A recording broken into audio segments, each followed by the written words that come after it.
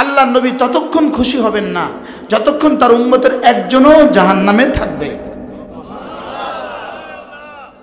আমি কি বুঝাতে পেরেছি কথা? রাসূল ততক্ষণ খুশি হবেন না যতক্ষণ তার আখেরি উম্মত জান্নাতে না যাবে। রব্বুল আলামিন দুনিয়াতে আমাকে উদ্দেশ্যহীনভাবে বানান নাই, বলকে আমাকে এক উদ্দেশ্যে বানিয়েছেন। মায়ের পেটে দেয়া ছাড়া দুনিয়া আসা সম্ভব না, আর দুনিয়ার পেটে আসা ছাড়া জান্নাতে যাওয়া সম্ভব না। তাহলে মায়ের পেটে দিয়েছেন দুনিয়া পাঠাবার জন্য, দুনিয়ার পেটে দিয়েছেন জান্নাতে পাঠাবার জন্য। দুনিয়ার পেট ছাড়া জান্নাতে যাওয়ার আর কোনো কি নাই, আর কোনো ব্যবস্থা নাই। যে বলবে আমি দুনিয়াতে আসবো না, তো সে জান্নাতে যেতে পারবে না। এজন্য ফেরেশতারা জান্নাতে যাবে না। তবে ফেরেশতারা কি জাহান্নামে যাবে? না, ফেরেশতারা জান্নাতেই যাবে। কিছু ফেরেশতা জান্নাতে যাবে, কিছু ফেরেশতা জাহান্নামে যাবে। জান্নাতে যারা যাবে এরা জান্নাতীদের খাদেম হয়ে যাবে, আর জাহান্নামে যারা যাবে এরা জাহান্নামীদের জন্য চাবুক লাগানেওয়ালা হিসাবে যাবে। বুঝেন নাই কথা? এরা জাহান্নামী হিসাবে জাহান্নামে যাবে না, জান্নাতি হিসাবে জান্নাতে যাবে না। কি বলছি বলেন? ফেরেশতারা জান্নাতি হিসাবে জান্নাতে যাবে না। নিশ্চয়ই নতুন শুনছেন এটা, এই জন্যই আচমকা হয়ে গেছে, মিলাইতে কষ্ট হইতেছে। ফেরেশতারা জান্নাতে যাবে আপনাদের খাদেম হয়ে। সুবহানাল্লাহ বলো। রিকশাওয়ালা শ্বশুর বাড়িতে যায় দুলা হইয়া, না দুলার খাদেম হইয়া? এবার কিছুটা বুঝছে। আর জেলখানার পুলিশ জেলখানায় থাকে পিটানোর লেগে, না কয়েদি হিসাবে? এইবার কিছুটা বুঝছে। জেলখানা থাকাকালীন কয়েদিদেরকে আমরা মাঝে মাঝে দুষ্টুমি করে বলতাম, আমরাও জেলখানা, আপনারাও তো জেলখানা। আমাদের কাছেও মোবাইল নেই, আপনাদের কাছেও মোবাইল নেই। জেল পুলিশের কাছে মোবাইল থাকে না। জেল পুলিশের কাছে কি থাকে না? এরা মোবাইল জমা দিয়ে ডিউটি যেতে হয় না, এরাও ওখানে বাণিজ্য করবে। তো জেল পুলিশের কাছে মোবাইল থাকে না। আমি বলতাম যে আপনাদের কাছেও মোবাইল নেই, আমাদের কাছেও মোবাইল নেই, আপনারাও জেলে আমরাও জেলে। না হচ্ছে বেশ কম আছে, আপনারা কয়েদি হিসাবে জেলে, আমরা আপনাদের পাহারাদার হিসাবে জেলে। তাহলে ফেরেশতা জান্নাতে যাবে কি হিসাবে? আমাদের খেদমতের জন্য। আর জাহান্নামে যাবে কেন? জাহান্নামীদেরকে পিটাবার জন্য। তাহলে ওদের যাজার সাজা হিসাবে যাবে না, আমরাই যাজা হিসাবে জান্নাতে যাব। বলেন না আলহামদুলিল্লাহ। আমরা যাজা হিসাবে কোথায় যাব বলেন? আমরা যাজা হিসাবে জান্নাতে আমরাই যাব। শুধু মুমিনিন যাজা হিসাবে জান্নাতে যাবে। আলহামদুলিল্লাহ বলেন। আপনারা খুশি হইতে পারলেন না?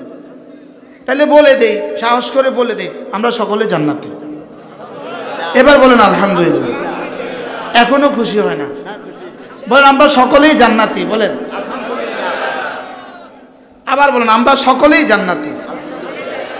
রব আমাদেরকে জান্নাত দিবেন বলেই আমাদের সিনা ঈমান রেখে দিয়েছেন।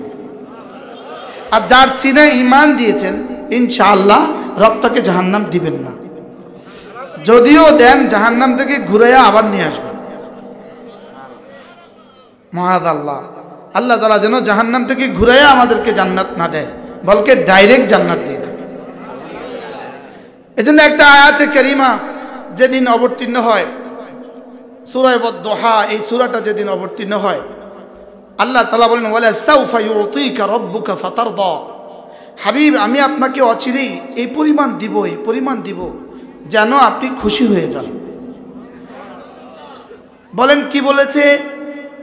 এই পরিমাণ দিব, এই পরিমাণ দিব যেন আপনি অচিরেই খুশি হয়ে যান। আপনি বলুন তো এই শব্দটা রাসূলের জন্য কেমন খুশির কথা?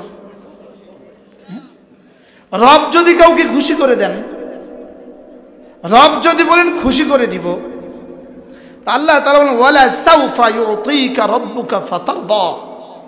লা মানে অবশ্যই, সাউফা মানে অচিরেই। অচিরেই আপনার রব আপনাকে এই পরিমাণ দিবে। ফাতারদা, শেষ তক আপনি বলবেন জি আমি আমার হয়ে গেছে। আপনি বলবেন আমার কি হয়ে গেছে। এখন প্রশ্ন, এই আয়াতে কারিমা যেদিন অবতীর্ণ হয় রাসূল কখন বলবেন আমার হয়ে গেছে? আমাদের হযরত মাওলানা তারেক জামিল দামাত বারাকাতুহু এটা তরজমা করেন, আল্লাহ তাআলা রাসূলকে এই পরিমাণ দিবেন, এই পরিমাণ দিবেন, শেষ তক রাসূল বলে উঠবেন বাস বাস। শেষ তক রাসূল কি বলবেন বলেন? বাস বাস। এবার প্রশ্ন, রাসূল কবে বলবেন বাস বাস? রাসূল কবে বলবেন জি আমার হয়েছে?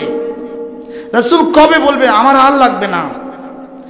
মুফাসসিরিন বলেন উম্মতের আখেরি মানুষটাকে যেদিন আল্লাহ তাআলা জান্নাত দিবেন সেদিন রাসূল বলবেন বাস বাস।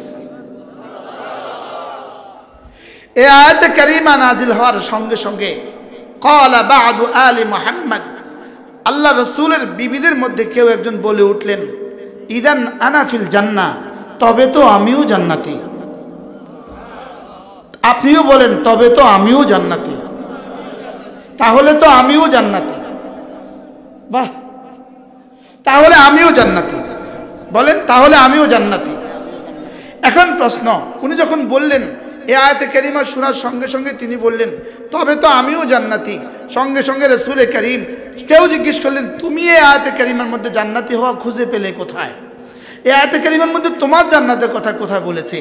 এবার তিনি বললেন ওয়ালা ইয়ারদার রাসূল ওয়া আহাদুম মিন উম্মতিহি ফিন্নার, আল্লাহ নবী ততক্ষণ খুশি হবেন না যতক্ষণ তার উম্মতের একজনও জাহান্নামে থাকবে। আমি কি বুঝাতে পেরেছি কথা? রাসূল ততক্ষণ খুশি হবেন না যতক্ষণ তার আখেরি উম্মত জান্নাতে না যাবে। এবার বলুন তো দেখি ওয়ালা সাউফা ইউতিকা রাব্বুকা ফাতারদা, এটার মধ্যে এই পয়গামও আছে তুমিও জান্নাতি। সকলে বলেন আমিও জান্নাতি। বলেন এখন জান্নাত জান্নাত দুই জান্নাত, একটা জান্নাত হলো ডাইরেক্ট জান্নাত, আরেকটা জান্নাত হলো ভায়া জান্নাত। ভায়া জাহান্নাম হয়ে জান্নাত, ডাইরেক্ট জান্নাত ভায়া জাহান্নাম ভায়া জান্নাত। এবার আপনি কোন জান্নাত চান বলেন? এই তো বুঝে আসছে, আপনি কোনটা চান বলেন? আমরা সকলে ডাইরেক্ট জান্নাত চাই। মুআযাল্লাহ, মওতের পরে কোটি কোটি বছর জাহান্নামে থেকে জান্নাতে যাওয়া চাই না মওতের সঙ্গে সঙ্গে চাই? মওতের সঙ্গে সঙ্গে চাই।